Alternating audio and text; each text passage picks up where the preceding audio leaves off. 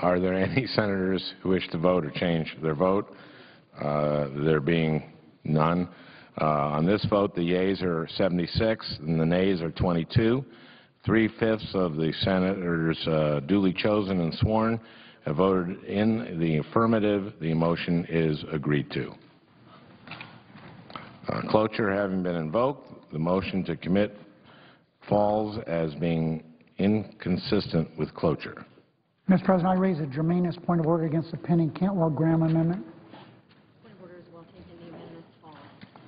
Point of order is well taken. The amendment falls. I raise a germanous point of order against the pending Reed of Rhode Island, Landrieu, Levin, Brown of Ohio substitute.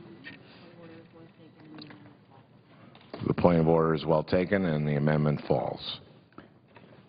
Mr. President, I call up amendment number 1884, offered by Senators Merkley, Bennett, and others.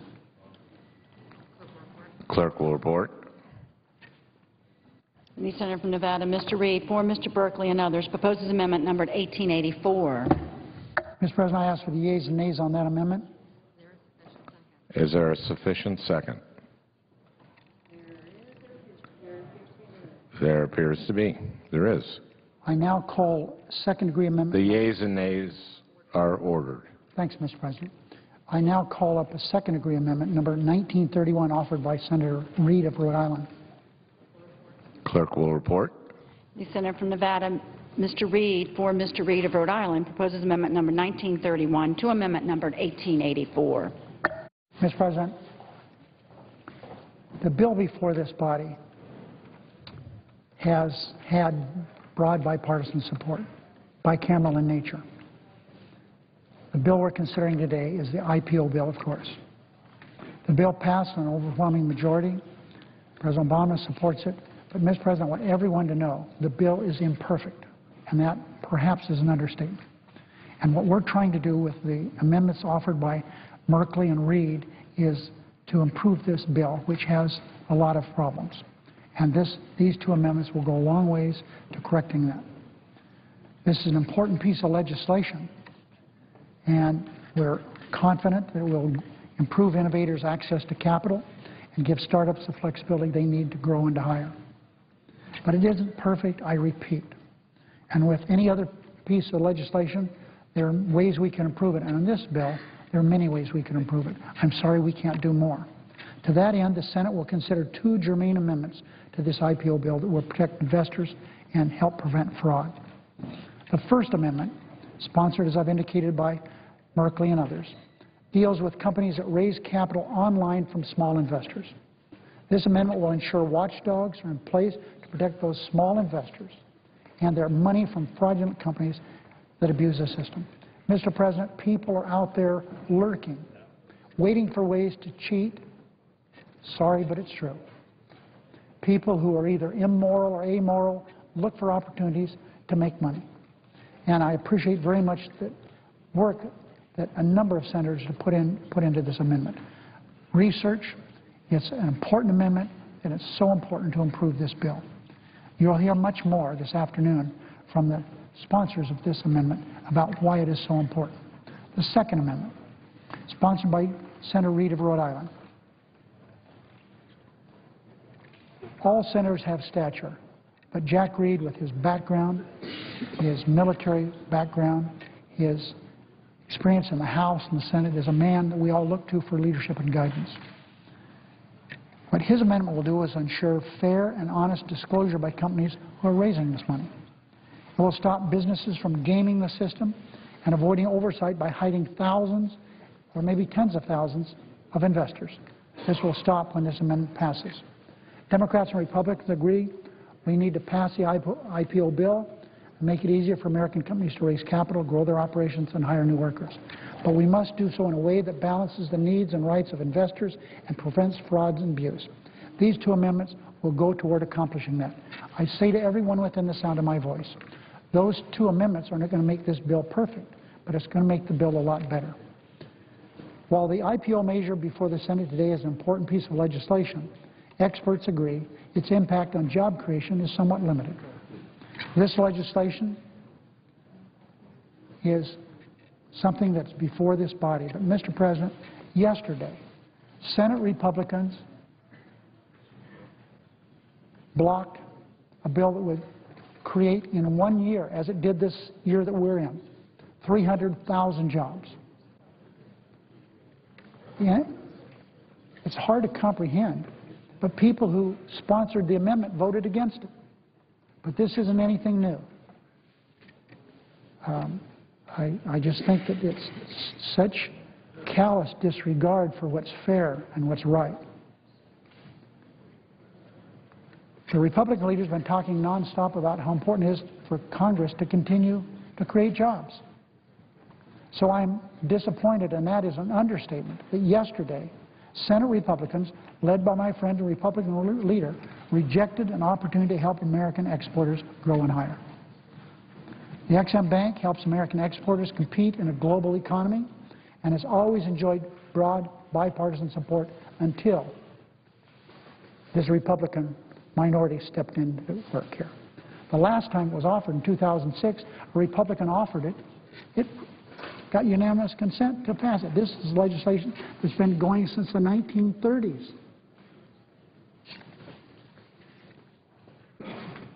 It's backed by the National Association of Manufacturers, the Chamber of Commerce, Business Roundtable, labor unions, and all my Republican friends explained to the Chamber of Commerce, National Association of Manufacturers, the Business Roundtable,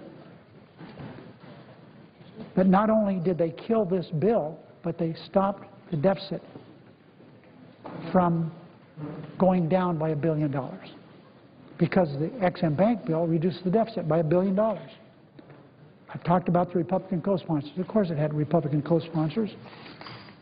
But in fact, my Republican colleagues, including many who voted against this amendment yesterday, admit they support the legislation. I had a number of senators come to me and say, we like it. And as I said yesterday in my remarks, they're voting against a bill they say they like. The Republican leader said a number of things yesterday, but he said he wanted to vote down this worthy proposal because he wants to pass it separately. Mr. President, we understand what's going on here. The Republican-dominated House of Representatives wants to send over here a hollow shell of the Ex-Im Bank, and they will give it to us and say, we have now an Ex-Im Bank bill. But what they have come up with is so foolish, and that's a good description of it. Their offer is hollow. The Republicans want to appear to support the Ex-Im Bank. At the same time, they're killing it. But Democrats actually do support the Ex-Im Bank, and we made that very clear to everybody. We voted accordingly. We want it to become law. House Republicans have shown no desire to even consider this important jobs measure, let alone pass it. The only way to ensure Ex-Im Bank can continue to help American companies grow and create jobs is for the Senate to attach it to this bill, and that failed. So yesterday, Senate Republicans had an opportunity to join us to create hundreds of thousands of jobs in this country over the next many years. That opportunity they passed. So once again, they chose to pick an unnecessary fight. They want to fight over even things they agree with. How do you like that one? They love this bill, but they want to fight about it. Our number one priority is to create jobs, and we've shown that. So it's obvious the Republicans don't have their priorities straight, but there's something we've had to live with. Mr. President, we're going to work with the minority to come up with a time to have a vote. The vote expires around 6 o'clock tonight. We would hope that we can have, because of a number of things going on around here today, I hope that we can have a vote earlier than that. But we'll do our best to work with the Republican leader in trying to come up with a vote. We'll have 3 votes. Merkley, Reed, final passage. Mr. President.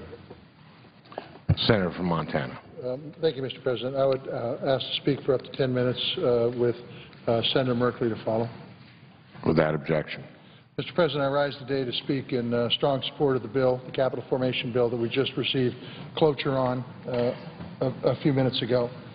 In a place where we often get bogged down by politics, this legislation reflects a strong bipartisan commitment to create jobs by ensuring that small businesses have the access to capital that they need. This legislation has tremendous potential to create jobs, to spur economic growth and innovation. The key component to achieving all of these goals is ensuring that small businesses have access to capital that they need to grow their business and create jobs.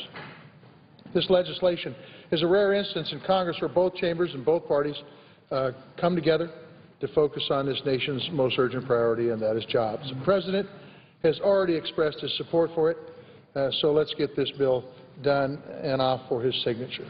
Over the past few years, I've held 12 business opportunity workshops all over the state of Montana. Without a doubt, access to capital is always one of the most critical issues that I hear from small business owners. Access to capital makes all the difference for a small business. If the money's there, so is the expansion. So is the capacity to do more research and development. So is the next great idea. Without capital, though, there is no growth, there's no risk-taking, and there are no jobs. Montana is a state of entrepreneurs. It's a frontier state. It has a tradition of self-reliance and is clearly reflected in the entrepreneurs and the successful and innovative small businesses that they have created and grown in this great state. They clearly reflect America's entrepreneurial spirit, which helps keep rural America strong and makes our economy the most innovative in the world. Our small businesses in Montana vary from family farms and ranches and one-man manufacturing shops to innovative biotech companies and cutting-edge information analytic firms. Many of these newer firms have the opportunity to change the landscape when it comes to diversifying Montana's economy. According to the research from the Kauffman Foundation, nearly all net jobs created since 1980 have come from firms 5 years or younger. The role of startups in creating jobs and driving innovation has been well documented. But that ability to create jobs is limited if these firms do not have access to financing to scale and to grow their companies. So central to job creation is making sure that investors and capital markets are accessible for startups. Because of this potential for growth, we need to do all we can to empower these businesses with the tools they need to survive and thrive at every stage of their development. These young companies must be able to access the capital that they need to bring innovative ideas and products to the marketplace. Back in July, I held the first of a series of hearings in the Banking Committee to examine the challenges and opportunities facing innovative small businesses as they try to access capital. A major takeaway from the hearing was the need to ensure that capital markets remain within reach of startups at various stages in their development, particularly in the stages before they get ready to go public. A key recommendation offered at the hearing came from Ram Bargatze, Legasite Pharmaceuticals in Bozeman, Montana. He said that we ought to take a closer look at updating SEC Regulation A to better enable small businesses to raise capital through these public offerings. The Regulation A exemption was created in the Securities Act of 1933 to provide small companies with an opportunity to raise capital without being subject to full registration with the SEC. Legasite is developing a new norovirus vaccine with the potential to prevent hospitalization and save significant health care costs to create jobs, those jobs that are jobs of the future. Working through the FDA approval process is not an easy one. It requires years of hard work, tens of millions of dollars, and it can be tough for any company to stick it out for that long for that much money. But for a small firm in Bozeman, Montana, it can be especially difficult. Access to capital to fund their clinical trials will be the determining factor in their ability to gain FDA approval. Back in September, Senator Toomey and I introduced a Small Company Capital Formation Act to update Regulation A by increasing the total amount of capital that can be raised through these offerings to $50 million while protecting new investors. Currently, businesses can only raise $5 million under Regulation A, a limit that has not been updated in nearly 20 years, and one that many view as too low to be a valuable tool in raising capital. The bill maintains the most attractive elements of Regulation A, including the ability for issuers to test the water before registering with the SEC. It also preserves the non-restrictive status of securities sold through a Reg A offering so that these securities can be resold to investors after the initial offering. New investor protections include a requirement that issuers file an audited financial statement with the SEC, a requirement that has been included in the legislation that I introduced as well as the House bill before us today. The bill also directs the SEC to establish additional disclosure requirements and requires issuers to electronically file offering statements with the Commission.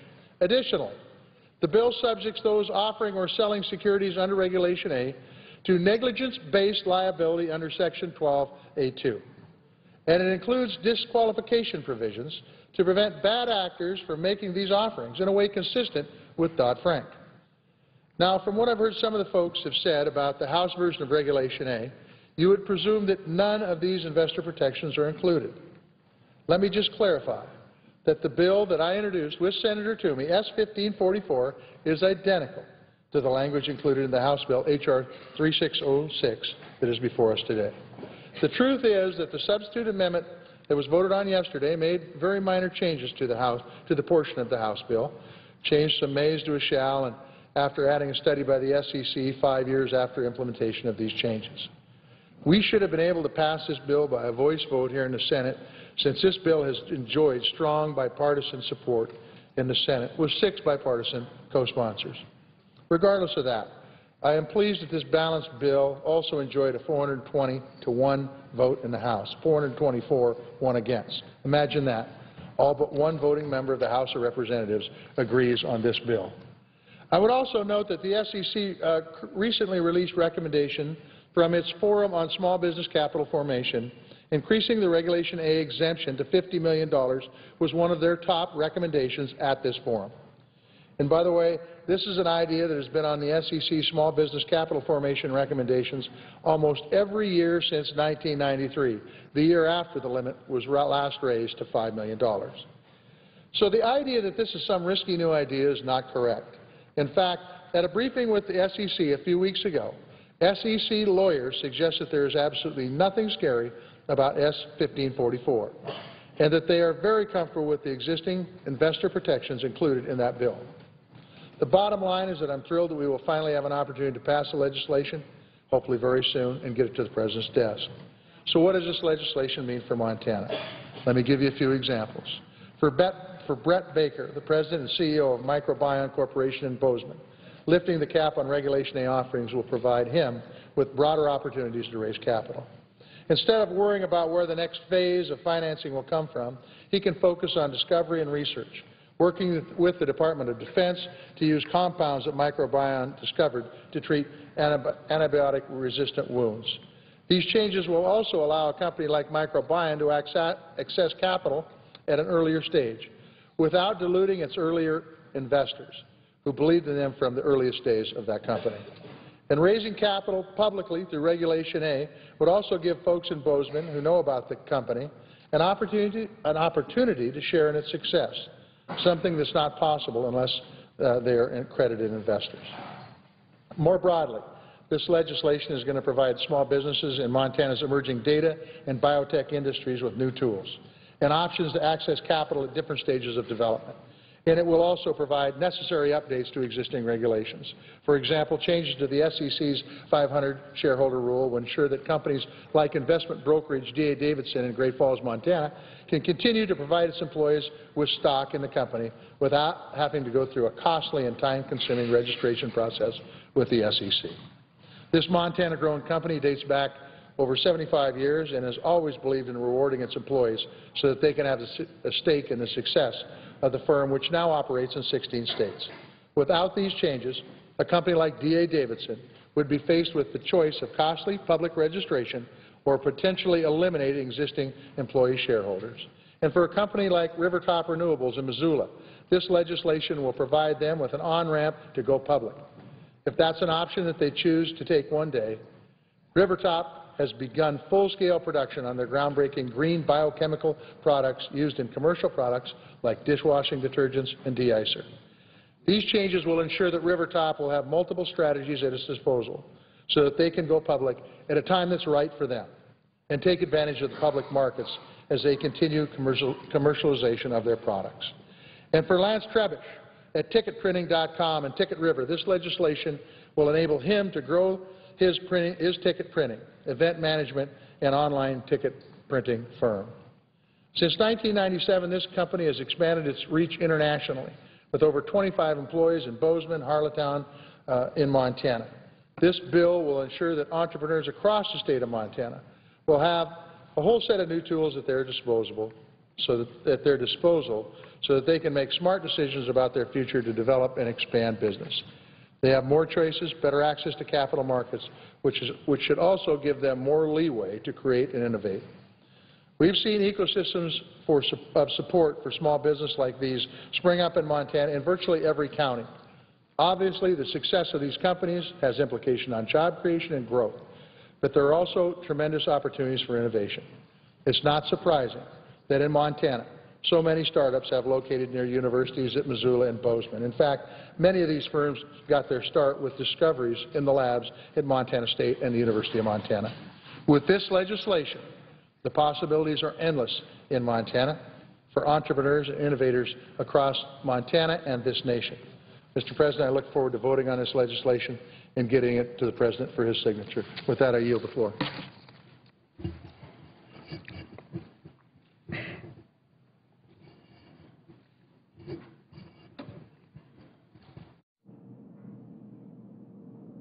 Mr. President.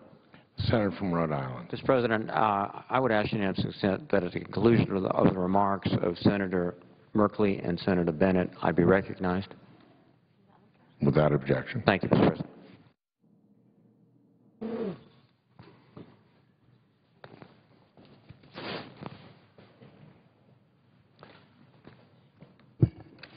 Mr. President. Senator from Oregon. Mr. President, I rise to speak to Amendment 1884. Specifically, this is the crowdfunding amendment. And that might be a term that is new to many. So let me explain that the Internet provides new opportunities for capital to reach small businesses and startup entrepreneurs. And that what this crowdfunding amendment does is says when the crowd, that is all of those of us who are surfing the Internet, go to a funding portal on the Internet, a website, to seek to support a company, to invest in a company, that there is an orderly process that adequately facilitates this type of opportunity while providing fundamental investor protections so that this will be an effective instrument of capital formation. Because indeed, if crowdfunding becomes a situation where inaccurate information is put forward, where there is no accountability, where there are pump and dump schemes, then the reputation of crowdfunding will be deeply damaged and the opportunity for capital formation will be equally affected. Now, this follows on a model that is already on the Internet in some other contexts. For example, you can visit a website called Kickstarter.com, and you as an individual can look at a host of concepts that are being put forward for social and artistic activities across this country.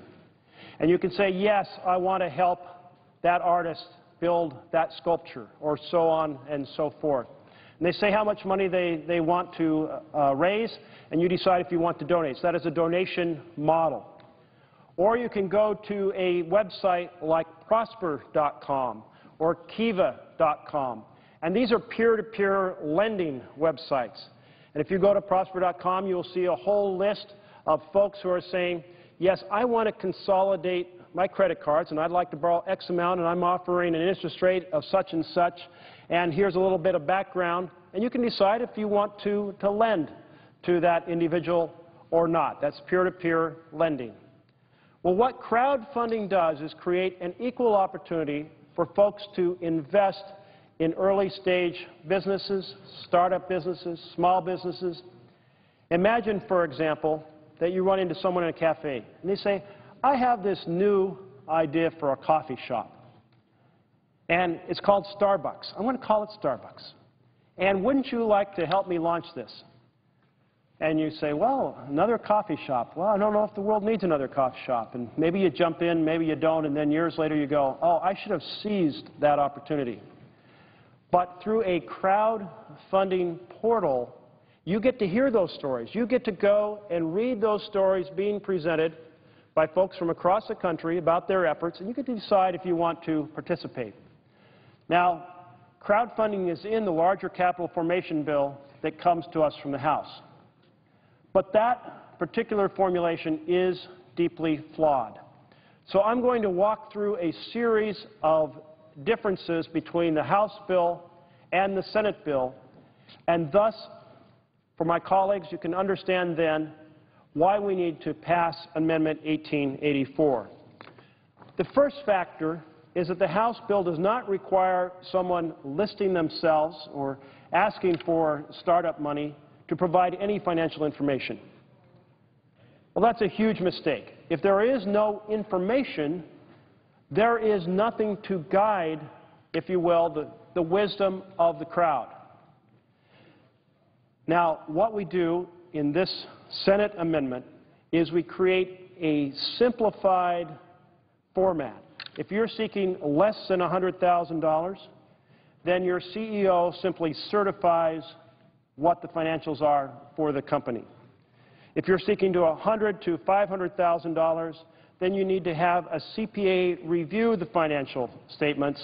And if you're seeking more than $500,000, then you need to have audited financial statements. So as the amount of money you're asking for increases, the degree to which you need to do due diligence financially and present the details increases as well. Now, there's certainly nothing that would create a particular website from establishing its own standard above and beyond these particular levels.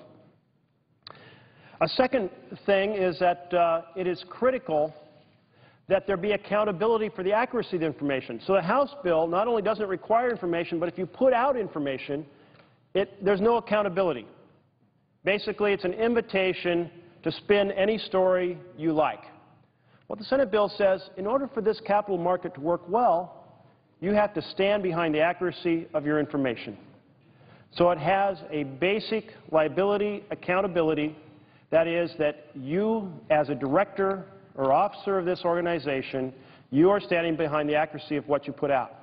It has a due diligence protection, so this is very, very balanced. It has a requirement that the information be relevant or germane to the conduct of the company. So that's another protection for the business itself. So it's balanced between the two. But this can give investors a basic belief that what is being set up is reasonable amounts of information proportional to the request, and that the officers and directors are standing behind this information. That creates the foundation for an effective marketplace. A third distinction between the House bill and our Amendment 1884 is the House bill does not require companies to go through an intermediary. In other words, under the House bill, if you want to promote your company, you can simply put out an email. And the email can say anything you want because you're not responsible for the accuracy, and you can send it to everyone in the world. You can proceed to put up pop-up ads that simply promote your company, again, with no accuracy required. But by creating an Internet intermediary, and that intermediary has to register, we create a streamlined formulation here so that you have a funding portal registration, much simpler than a broker-dealer. But in doing so, you agree that you're not going to take any position on the various investment opportunities you're listing. So you truly are the marketplace. You're not saying that, by the way, that particular offering by that company is a really sweet deal and you can't pump it. You can't favor it. So you're a neutral marketplace, again, enabling the investor to know that they're getting straightforward information, not something that is spun. Another distinction is the House bill has no aggregate caps. The result of that is that a person could lose their entire life savings in one fell swoop. The Senate bill puts on very reasonable proportional caps. It says if your income is $40,000 or less, your cap is $2,000. If you're between $40,000 and $100,000, your cap is 5% of your annual income. If you're over $100,000, it's 10%. So it allows for larger amounts of money from those who have much higher incomes, but provides basic aggregate cap protection so we don't end up with folks who are on public services because they were swindled out of everything that they had. Another key distinction is that under the House bill, you can list your offering and close your offering within a single day, which provides absolutely no feedback loop for any type of detected deception. Under the Senate bill, we create a 3-week period from your listing to your closing. So you list your idea. If enough people sign up to reach your funding request level, say you've requested to raise $600,000, enough people sign up and they're donating, or not donating, but investing $100 here, $1,000 here, they reach your goal, well then as soon as the 21-day period expires, then you close. And so that does give time for some sort of feedback loops regarding any sort of fraudulent activity. Another distinction is that the House bill allows a company to pay promoters and not disclose it. So that's just called pumping. And if you've ever seen the movie Boiler Room, you can see a classic pump and dump scheme where a room full of folks on the phone are calling people up, cold calling them, and they're saying, hey, I'm calling you because I'm giving you this incredible investment opportunity, and here's the story. And they can say anything they want, and boy, they can talk people into buying that stock, and then the stock is actually being purchased from the folks who own the boiler room, and then as soon as they sell all the stock they have, they quit making phone calls, the value of the stock drops, and everybody who invested loses out. That's a classic boiler room. That's a classic pump and dump. The House bill allows paid promotion with no disclosure. The Senate bill says if you're going to be, say, getting on the blogs site within a website portal and saying favorable things about a stock, and if you're paid by the company to do it, you have to disclose that. You simply say, hey, I'm employed by such and such, but I want to bring to your attention some merits of this. But at least the public knows where you're coming from. Another essential issue is the issue of dilution. Dilution is not a solution in this world. It is a problem. And that is folks who get in on the front end and think, boy, I've got in on this idea early. I'm going to really, really benefit from having made this effort. And find out later that a bigger investor comes in and the stock is diluted in a fashion in which you are basically written out of your share of the ownership. And so the Senate bill directs the SEC to provide investor protections in this area. So these are key distinctions. These are the distinctions between a solid foundation for capital formation in this incredibly exciting new opportunity, new market, and simply a path to predatory schemes that the House is providing. That's why I'm encouraging my colleagues today to support the amendment that Senator Bennett, who will be speaking next, that I have put together. A number of our colleagues have joined us in this, including Senator Landrieu and Senator Scott Brown. This is a credible foundation for an exciting idea. Let me close with this notion, and that is that across America, Americans have $17 trillion invested in their retirement accounts. If they were to put 1% of those funds into this type of crowdfunding startups, they would be providing $170 billion of investment potential for small companies and startup companies. That's an incredibly powerful potential form of capital to put America forward. It's small businesses that create most of the jobs, and this capital formation idea will help in that. Let's get it done, and I certainly deeply appreciate the contributions of my colleague from Colorado, Senator Bennett, who will make his points. President. Senator from Colorado. Mr. President, thank you very much, and I want to recognize the Senator from Oregon, Senator Merkley, for his leadership on this issue, for his willingness when times got tough to dig even deeper and make sure we could get to the balanced approach that's reflected in this amendment. It is a bipartisan amendment, which around this place I think is worthy of all of us taking a moment to recognize, and it's an amendment that the people that know most about crowdfunding support. And I just wanted to read several paragraphs from some of those folks. From Launch is a crowdfunding platform. They note that the compromise, quote, is important because unlike previous bills, for the first time we have a Senate bill with bipartisan sponsorship, a balance of state oversight and federal uniformity, industry standard investor protections, and workable funding caps. From the National Small Business Association, we hear that our compromise, quote, would promote entrepreneurship, job creation, and economic growth by making it much easier for small companies to raise capital and get new ideas off the ground. This legislation represents a reasonable effort to accommodate differing points of view and to move this important idea forward. One prominent investor protection advocate wrote that the Crowdfund Act addresses this concern by providing a significant regulatory relief to very small issuers without unreasonably compromising the investor protection provisions on which the federal securities law are grounded and the long-term success of the U.S. securities markets has been based. Now, the Senator from Oregon did an excellent job of describing the provisions in this bill, so I'm not going to go over that ground again. But I do want to talk for a moment, before the Senator from yield to the Senator from Rhode Island, about what it is we're trying to solve here. Too often I think that we don't ask ourselves here what the nature of the problem is we're trying to solve before we actually set about solving it, and then, no surprise, we end up actually making matters worse. In my town halls, the chief concern of the people that come is that median family income has continued to decline in this country. For the first time in this country's history, the middle class is earning less at the end of the decade than they were at the beginning of the decade. That has never happened before in the United States. And so person after person has come and said, you know, Michael, I've done what I was supposed to do. I kept working at my job. Nobody said I didn't do a good job, but my wage is actually less in real dollars today than it was at the beginning of the decade.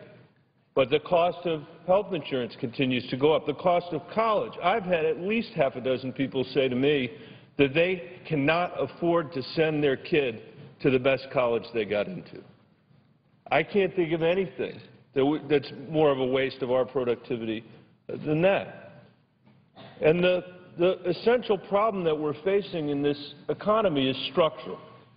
Our gross domestic product today, believe it or not, Mr. President, today as we stand here, is higher than it was when we went into this recession, the worst recession since the Great Depression.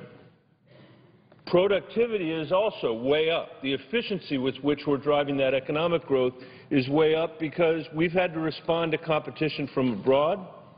We can't take anything for granted anymore. We've employed technology to drive productivity, from the cotton pickers in my wife's hometown to the largest Fortune 500 companies that we have.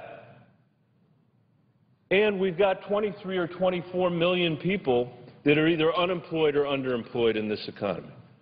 So the economic output is back, but it is decoupled from wages and it is decoupled from job growth.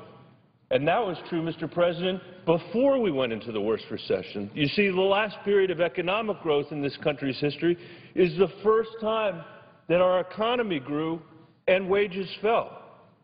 That our economy grew and that we lost jobs. It was a decoupling of economic growth from wage growth and from job growth. There's something terribly wrong with that picture, and it is creating an enormous downward pressure on the middle class in this country. And there are two things that, there are a bunch of things we need to do, but there are two major things I think we need to do. One is we need to educate our people for the 21st century. The worse the unemployment rate ever got for people with a college degree in the worst recession since the Great Depression, the one we just went through, was 4.5%. That's a pretty good stress test, it seems to me, Mr. President, of the value of a college education in the 21st century. But as a country today, we have, you know, if you're a child living in poverty, your chances of getting a college degree are 9 in 100. If we don't change the way we educate people in this country, we will continue to see 91 of 100 children living in poverty constrained to the margin of our economy and the margin of this democracy. That's an important piece of work, Mr. President. We have a vital national interest in that, and we're not paying enough attention to it here. But the other thing that we have to do is create the conditions in this country where we are driving innovation and driving job growth here. because the days of just expecting the largest companies in this country to create jobs are over. And the jobs that went away in the 20th century, many of them are not coming back in the 21st century. It's about businesses that are started tomorrow and next week and the week after that and the month after that. And in order to create those sorts of conditions, the amendment that we have presented, this crowdfunding amendment, could unleash billions of dollars, as the senator from Oregon said, of local investment, investment on Main Street or on someone else's Main Street through the Internet, that could allow people with great innovative ideas for the first time to raise capital from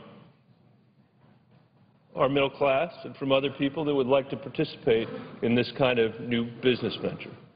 This is not all we need to do. There are many things we need to do, and I think there are things in this overall bill that we need to fix. But this bipartisan amendment represents a real step forward. And as we look to the future, it's the reason why, frankly, we need to do comprehensive tax reform in this Congress. It's the reason why we need to fundamentally think differently about our regulations in this Congress. And we should be asking ourselves the question, are we more or less likely to be creating jobs here in the United States with rising wages or not? And I think we should put the politics of this aside, because there isn't a person in this chamber that doesn't want to do this. We start, though, with a recognition that we have structural issues that we need to resolve. So I hope that everybody that hasn't had a chance to get a look at the amendment will look at the amendment. I hope people will support this amendment on both sides of the aisle. I'm very pleased that it is bipartisan with Senator Merkley and Senator Brown, and I look forward to voting on this amendment this afternoon. So with that, Mr. President, I see the senator from Rhode Island is here. I thank him for his leadership on this legislation, and I will yield the floor. Thank you, Mr. President. Now, I want to commend both Senator Bennett and Senator Merkley. from Rhode Island. Thank you, Mr. President. I want to commend both Senator Merkley and Senator Bennett for their extraordinary work indeed in collaboration with, I believe, our colleague Senator Brown from Massachusetts, to make significant improvements in the crowdfunding provisions of the House bill. And this, as Senator Bennett and Senator Merkley have indicated, represents a potentially very productive way to raise capital, and they have provided protections that will ensure that investors in this process are not disadvantaged, and I commend them for that. It addresses one of the significant issues in the House bill, but frankly not all the significant issues. There are some extremely glaring, I think, provisions in the House bill that we attempted to address in the Reed-Landrieu-Levin substitute. That substitute did not, although it received a majority of votes, did not receive enough to survive cloture and therefore to be the bill we're considering. So we're now considering the House bill. I have an amendment to that House bill that addresses one of several difficulties with the House legislation. It is targeted at the provision that will allow currently reporting companies that are routinely disclosing information to investors to essentially go dark, to stop reporting, to revert to a private status. Investors, when they buy stock in public companies, expect routine disclosures. They expect to know on a quarterly basis and on, in a very real sense, on an annual basis, what is the company doing, what are the prospects of the company. All of that goes hand in hand with widely dispersed ownership of a public company. The House legislation would allow many companies with substantial number of beneficial shareholders, the actual owners, the real owners of the stock, the ones that can vote the stock, the ones that get the dividends, the ones that vote for the, on the proxies or directly for the leadership of the corporation. It will allow them to go dark. Now, this might be appropriate for some companies which have a relatively small base of real owners, but the way the House has drafted this legislation, it could open it up to a significant number of large companies. And it would frustrate, frankly, the expectation of those investors who assumed they were buying shares in a public company and they'd be able to follow that company through public reports throughout the course of their ownership. The Securities Acts of 1934 and 1933 set up a system that essentially, beginning in 1964, the SEC required that those companies with record holders of at least 500 holders of record, and at least $10 million in equity securities outstanding would be required to follow the routine reporting requirements under the securities laws. The decision was made that at that point a company does have a size that is adequate and necessary so that they should be disclosing. Now, the issue that is motivating the House is this 500-person requirement. It, as I said, adopted in 1964. There is a sense that that limit is probably too low. The House version is 2,000. We make no attempt to change the House limit of 2,000 now, the new limit. But what we want to be sure is that the individuals that are being counted are not the record holders, they're the real owners, the beneficial owners. In fact, many companies are very astute and assiduous in ensuring that their record holders fall beneath this 500 level. There are many large companies, well-known companies, I mentioned in my previous remarks, that have thousands and thousands of beneficial owners, but still they are on their records less than 500 record owners. Now, the SEC defines record owners as each person who is identified as the owner of such securities on the records of the security holders maintained by or on behalf of the issue. Record ownership is very direct. It is the shareholders who are recorded as such on the books of the company. But in the case of most public companies, shares for most investors are not usually held of record, but beneficially. This is where the term beneficial owner comes from. In such instances, the shares are held of record by a third party, usually a broker on behalf of a shareholder. For example, and this is one of many examples, if you buy shares through Charles Schwab, that discount brokerage firm would likely serve as the record owner, and you'll be the beneficial owner. It's your money, you paid for it. It's your vote because you're the beneficial owner. It's your right to sell the shares, but as far as the company is concerned, the record owner is the broker. Now, I think we've all been familiar and we've all received in the mail a big package of proxy materials from your broker. It's not, in many cases, directly from the company. It's from the Wells Fargo advisors. It's from Schwab advisors, et cetera, because they are on the records of the company, the ones who are the record owners. They distribute the material to beneficial owners. The consequence is that for companies that may have a very few or relatively few record holders, they have thousands and thousands of beneficial owners. Those are the individuals that will lose out if the company decides, under the House rule, to suddenly go dark, stop public reporting. And I think that would frustrate the expectations of many, many investors. Now, as I've indicated before, most investors today do so through intermediaries, through brokers, through others. And as a result, they would not necessarily be counted as a record holder. Record holders, the brokers, the large entities, are increasingly purely pass-throughs. They have agents with no economic interest in the company, no voting rights. Those are held by the beneficial owners. That is why I believe that beneficial ownership should be the test for whether companies have to report under the Exchange Act. It should encompass those who have the power to sell or the power to vote the shares. They're the actual shareholders. They're the individuals that management is committed by fiduciary duties to work for. And so I think it is appropriate that when we raise this level to 2,000, we also ensure that it's not simply record holders, it's the beneficial owners, the real owners, for want of another term. Now, there also could be, for example, two identical companies with identical numbers of beneficial owners, but they might have different numbers of record holders because of the way the shares are held in trust or by a broker, et cetera. And one reporting and one not reporting, does not seem to me to be a fair or efficient way to do business. Companies already have to obtain numbers of beneficial owners from banks and brokers in order to know how many copies of the annual material they have to print. So every company knows how many beneficial owners they have. They have to provide the proxy material through the brokers, through the banks, through the intermediaries. And so they know very well, in fact, quite precisely, their beneficial ownership, their real shareholders.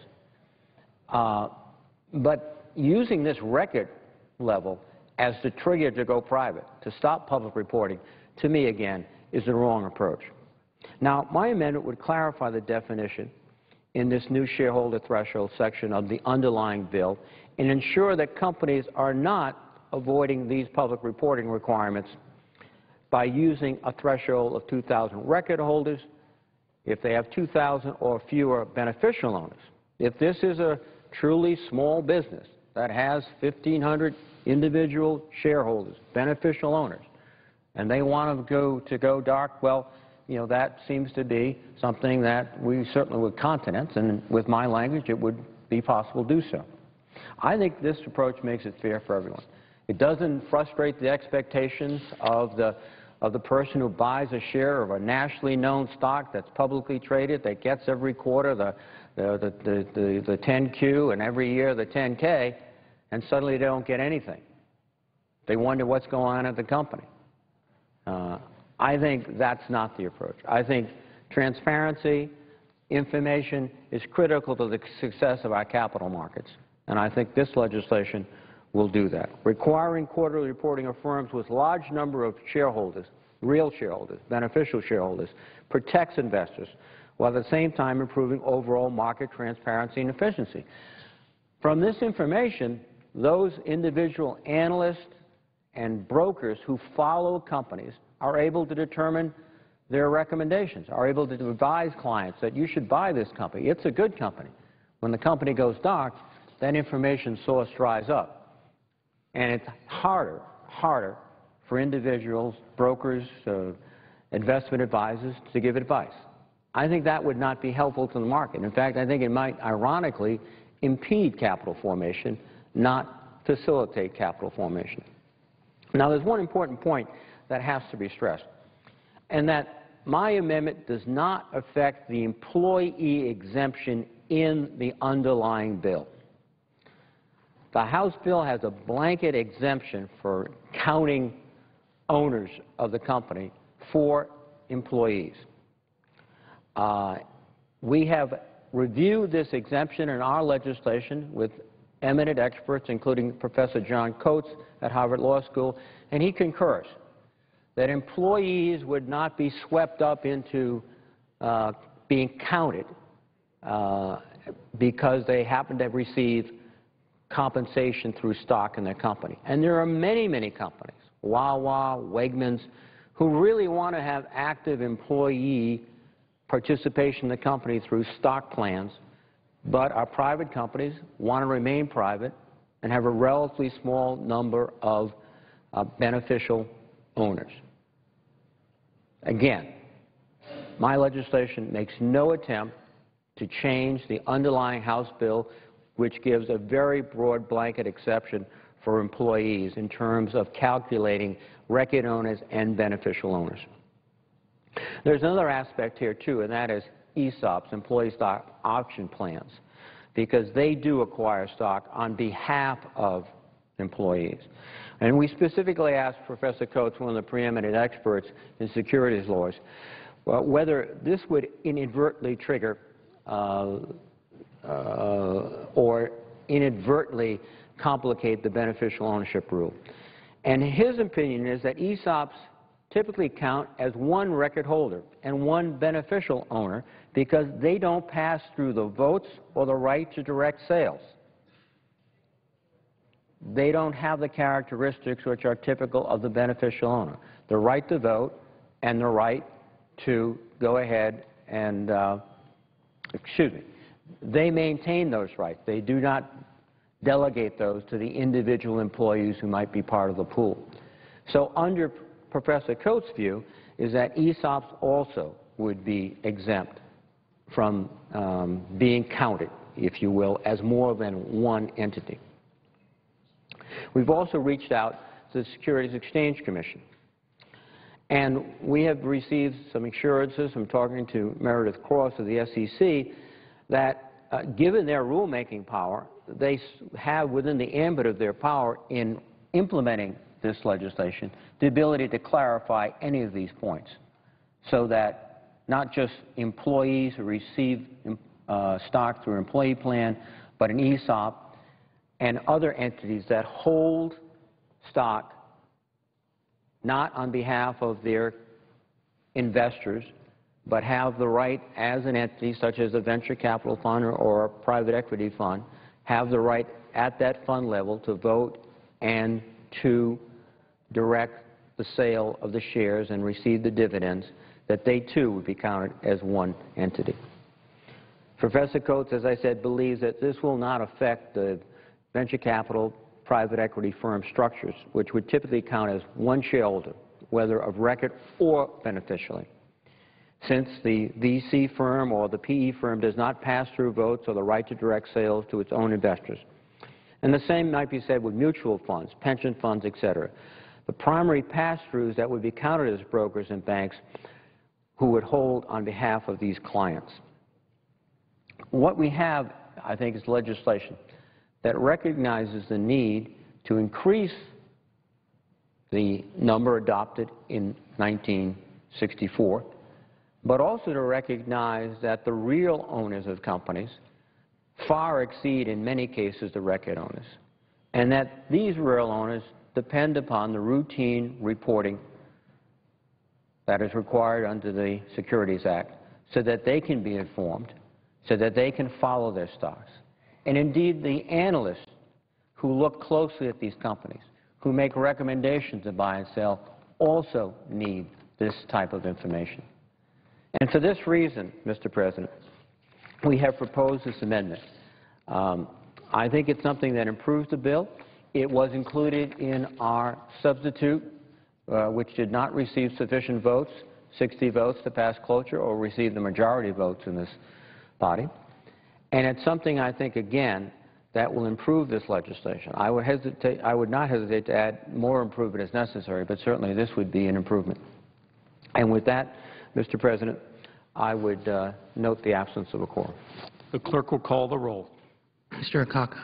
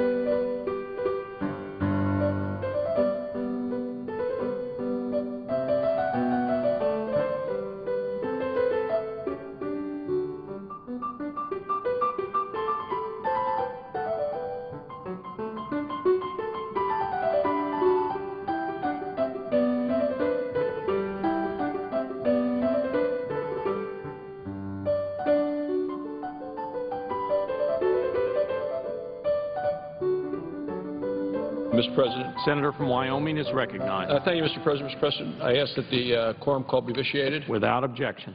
Thank you, Mr. President. I also ask unanimous consent to enter into a colloquy with my Republican colleagues for 30 minutes. Without objection. Thank you, Mr. President. Mr. President, earlier today, this morning on the Senate floor, Senator Durbin called on Republican members to offer to give up what he called their federal health care. And it